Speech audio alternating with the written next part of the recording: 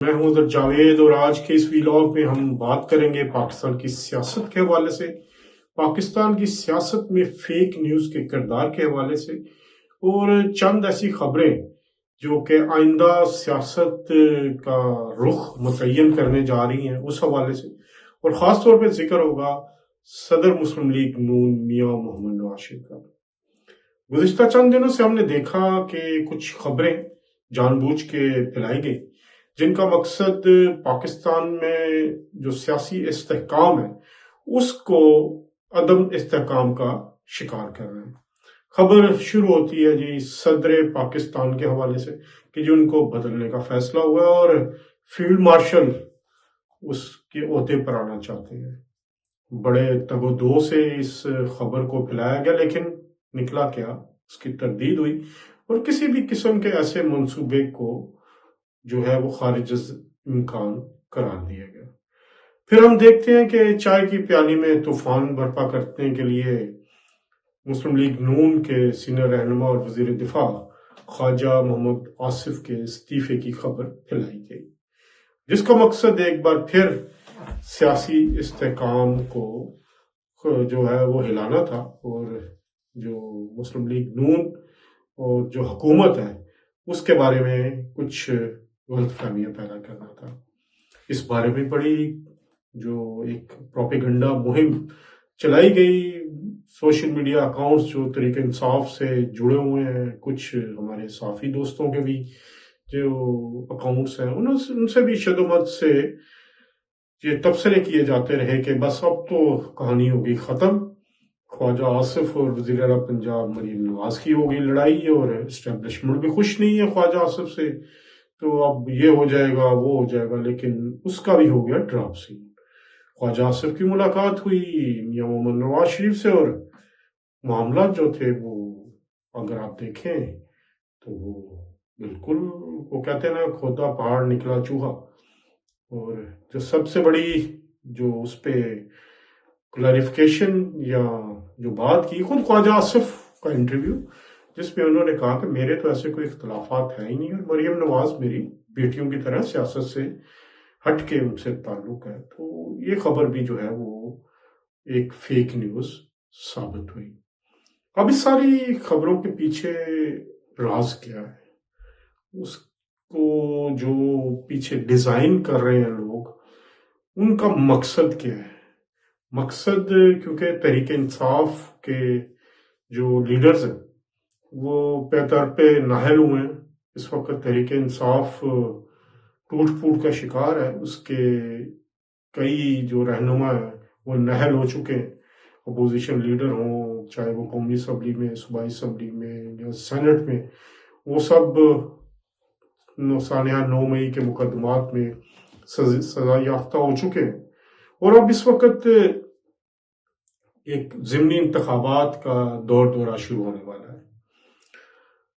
جو تحریک انصاف ہے ان کے پاس اب بیانیہ کوئی نہیں ہے، ان کا 5 اگست کا جو ایک تحریک چلانے کا نعرہ تھا وہ کھوکھلا ثابت ہوا، کوئی نہیں نکلا۔ اب قومی دن جو ہے جسے ہم یوم آزادی کہتے ہیں، 14 اگست جب پاکستان آزاد ہوا تھا، اب اس دن کو تمام جماعتیں سیاست سے بالاتر ہو کر صرف ایک مقصد کے لیے باہر نکلتی ہیں، عام لوگ نکلتے ہیں، وہ ہوتا ہے پاکستان کے لیے۔ لیکن اس کو بھی اب تحریک انصاف جو متنازع کرنا چاہتی ہے، اور اس کو بھی ایک احتجاج کے طور پہ اپنے لوگوں کو باہر نکلنے کے لیے کہا گیا، جس کا مقصد صاف ہے کہ لوگ تو ان کے نکلتے نہیں ہیں۔ اب جو لوگ نکلتے ہیں 14 اگست پہ تو ان کے ساتھ ایک دو جھنڈے دکھا کے، کوئی تصاویر بنا کے، کچھ ویڈیو بنا کے ان کو وائرل کیا جائے گا، جی دیکھیں بڑا احتجاج ہوا تحریک انصاف کی طرف سے۔ اس سارے معاملے کے پیچھے میاں محمد نواز شریف کیا دیکھ رہے ہیں، کیا سوچ رہے ہیں؟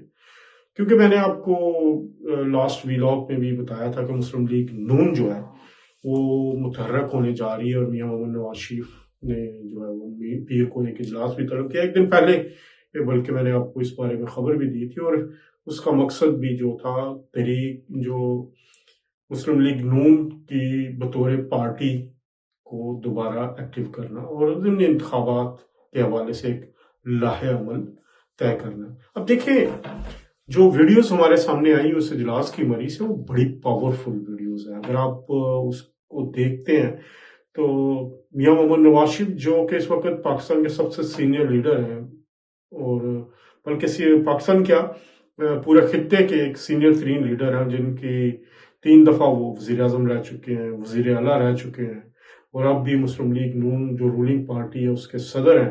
ان کے دائیں طرف کون بیٹھے ہوئے ہیں؟ وزیر اعظم شہباز شریف.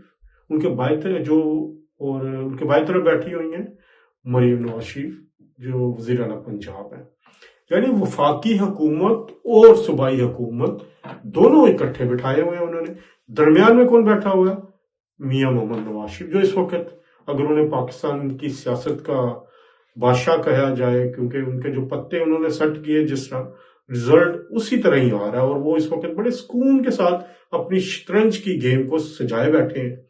کیونکہ نواز شریف بڑے دور کی سوچتا ہے. وہ بڑے لوگوں کو اعتراض ہوتا ہے کہ جی وہ بولتے کیوں نہیں ہیں، باہر کیوں نہیں نکلتے، لیکن وہ باہر نکل کے بولنے سے زیادہ سیاست عملی طور پر کرنے کے عادی ہیں. اس کا ثبوت آپ دیکھیں، انہوں نے بڑا پاورفل میسج دیا. اور ایک طرف وزیر اعظم بیٹھے ہیں اور شہباز شریف، یہ وہ بھائی ہیں جنہوں نے ہر مشکل کڑے وقت میں اپنے بھائی کا ساتھ نہیں چھوڑا. انہوں نے جب پارٹی مشکلات کا شکار ہوئی، انہوں نے ڈپلومیسی کے ذریعے، بیک ڈور رابطوں کے ذریعے کچھ ایسے اپنے جادو چلائے کہ پارٹی جو ہے وہ مشکلات سے نکلی اور اقتدار میں آ گئی. آپ کئی لوگوں کو ان کے سیاست کے طریقہ کار سے اختلاف ہو سکتا ہے، لیکن اس بات سے اختلاف نہیں ہو سکتا کہ ان کی جو محبت ہے اپنے بھائی اور اپنے لیڈر میاں محمد نواز شریف سے، اس پر وہ کمپرومائز نہیں کرتے. جو نواز شریف کہہ دیں وہی ہوتا ہے. تو انہوں نے وہی کیا جو نواز شریف نے کہا، اور ہمیشہ انہوں نے اپنی شریف فیملی ہو، اپنے بڑے بھائی ہوں، ان کے ساتھ انہوں نے وفا کو نبھایا.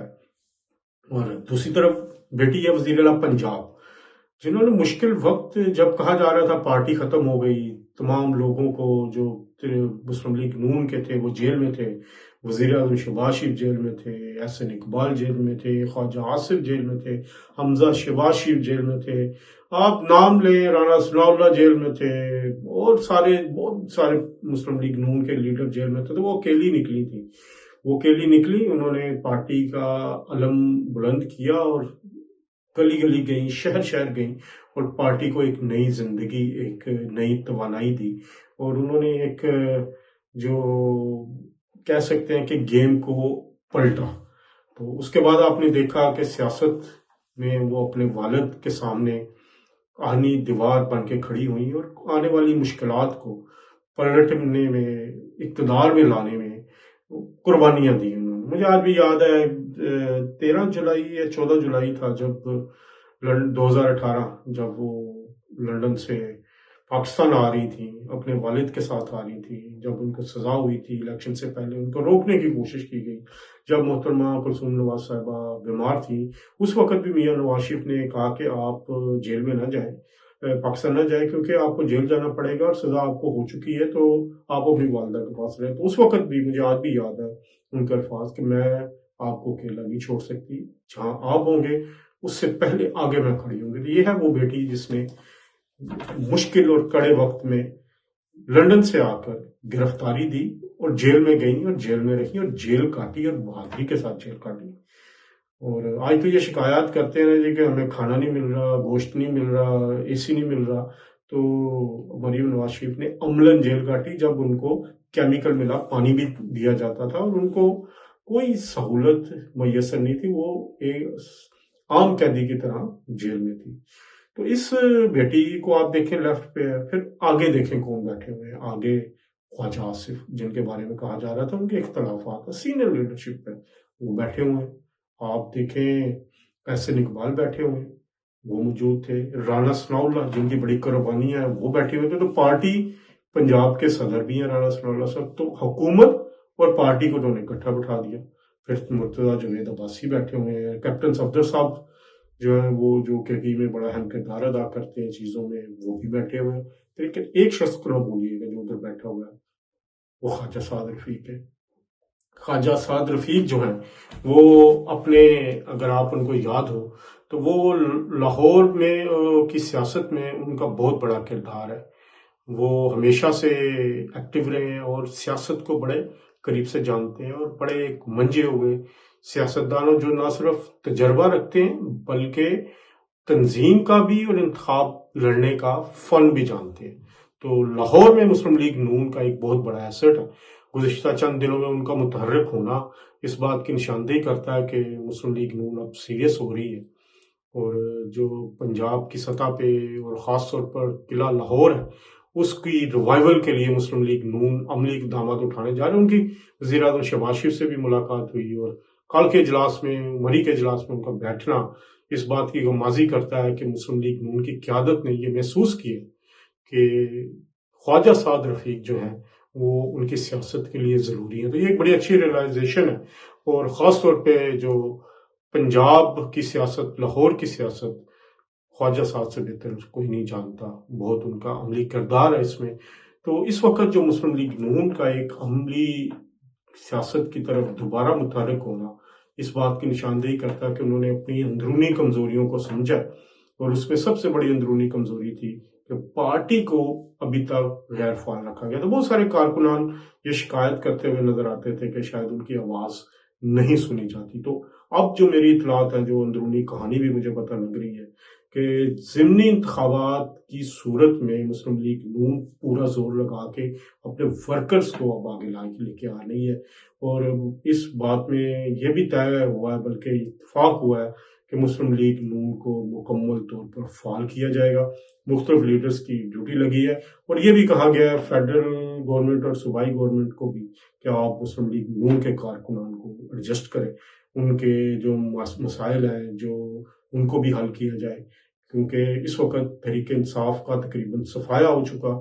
اب بیسٹ ٹائم ہے کہ مسلم لیگ نون اپنے پرانے جو ووٹ بینک کو، جس میں تاجر بھی شامل ہیں، ان کے عام لوگ بھی شامل ہیں، تو یونین کونسل تک مسلم لیگ نون کو متحرک کرنے کا فیصلہ ہوا.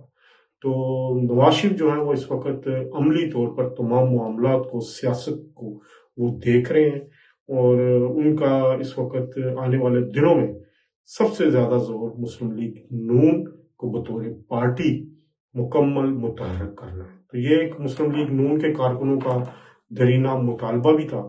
تو یہ سیاست میں بھی نئی ایک ہلچل ہوگی، اور جو الیکشن ہے اس کو ضمنی الیکشن اس کو ایز اے ٹیسٹ کیس لیا جائے گا.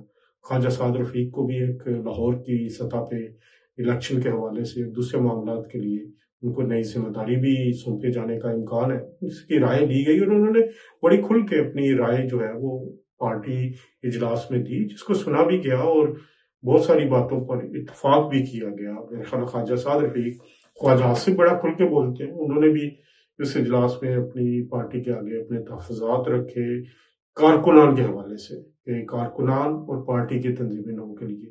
احسن اقبال صاحب نے اپنی انپٹ دی، جو کے پی کے سے جو ان کے رہنما تھے انہوں نے اپنی انپٹ دی. تو اس وقت مسلم لیگ نون کے ریوائول جو ہے وہ آپ کو ہوتی نظر آئے گی، اور وزیر اعظم شہباز شریف ہوں یا وزیر اعلیٰ پنجاب مریم نواز، وہ مسلم لیگ نون کے کارکنان کے ساتھ کھڑے ہوتے ہوئے نظر آئیں گے. بہت شکریہ. انشاءاللہ اگلے ولاگ میں دوبارہ ملاقات ہوگی. تب تک کے لیے اللہ حافظ.